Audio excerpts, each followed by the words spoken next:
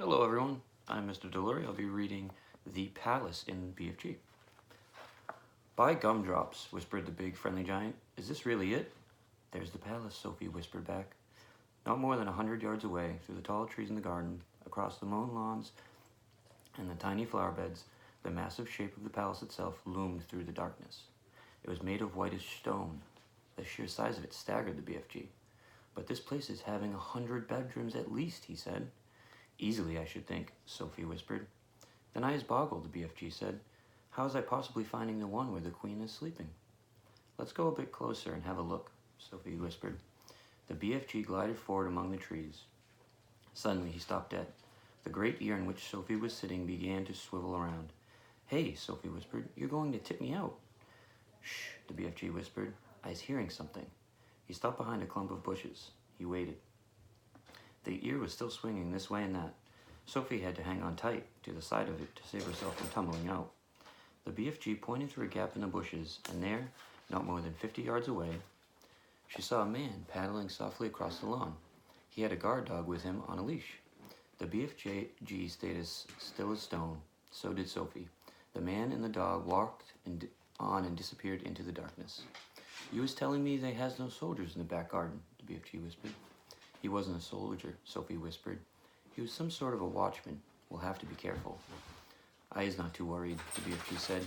These waxy big ears of mine is picking up even the noise of a man breathing the other side of the garden. How much longer before it begins to get light, Sophie whispered. Very short, the BFG said. We must go pell-mell for leather now. He glided forward through the vast garden, and once again Sophie noticed how he seemed to melt into the shadows wherever he went. His feet made no sound at all, even when he was walking on gravel. Suddenly they were right up close against the back wall of the great palace. The BFG's head was level with the upper windows one flight up, and Sophie, sitting on his ear, had the same view. In all the windows on that floor, the curtains seemed to be drawn. There were no lights showing anywhere. In the distance they could hear the muted sound of traffic going round Hyde Park Corner.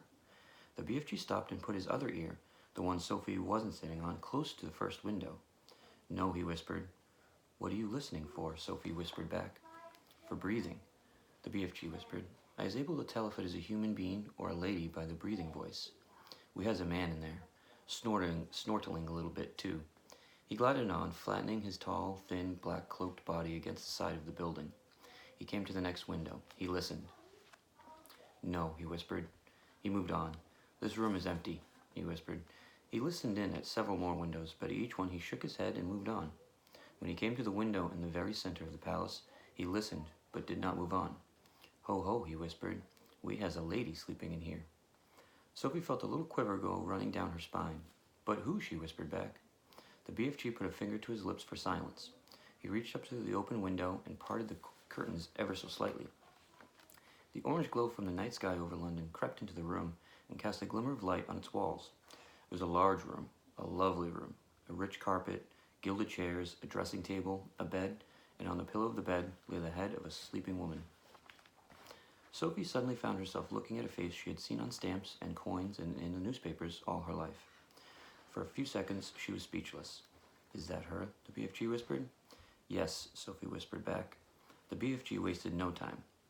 First, and very carefully, he started to raise the lower half of the large window.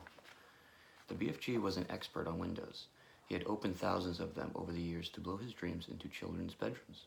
Some windows got stuck, some were wobbly, some creaked. He was pleased to find that the Queen's window slid upward like silk. He pushed up the lower half as far as it would go, so as to leave a place on the sill for Sophie to sit. Next, he closed the crack in the curtains. Then, with finger and thumb, he lifted Sophie out of his ear and placed her on the window ledge with her legs dangling just inside the room, but behind the curtains. Now, don't you go tip-toppling backwards, the BFG whispered. You must always be holding on tight with both hands to the inside of the windowsill. Sophie did as he said. It was summertime in London, and the night was not cold, but don't forget that Sophie was wearing only her thin nightie. She would have given anything for a dressing gown, not just to keep her warm, but to hide the whiteness of her nightie from watchful eyes in the garden below.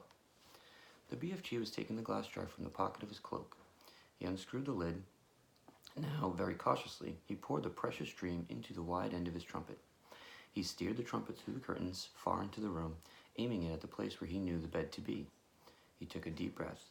He puffed out his cheeks, and poof, he blew. Now he was withdrawing the trumpet, sliding it out very, very carefully, like a thermometer.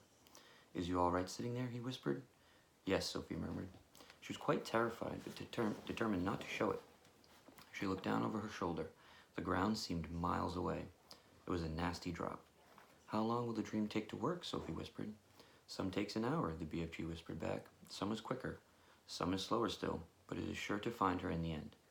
Sophie said nothing. "I was going off to wait in the garden," the BFG whispered. "When is you was wanting me, just call out my name, and I is coming very quick." "Will you hear me?" Sophie whispered. "You is forgetting these," the BFG whispered, smiling and pointing to his great ears. "Goodbye," Sophie whispered. Suddenly, unexpectedly, the BFG leaned forward and kissed her gently on the cheek. Sophie felt like crying. When she turned to look at him, he was already gone. He had simply melted away into the dark garden.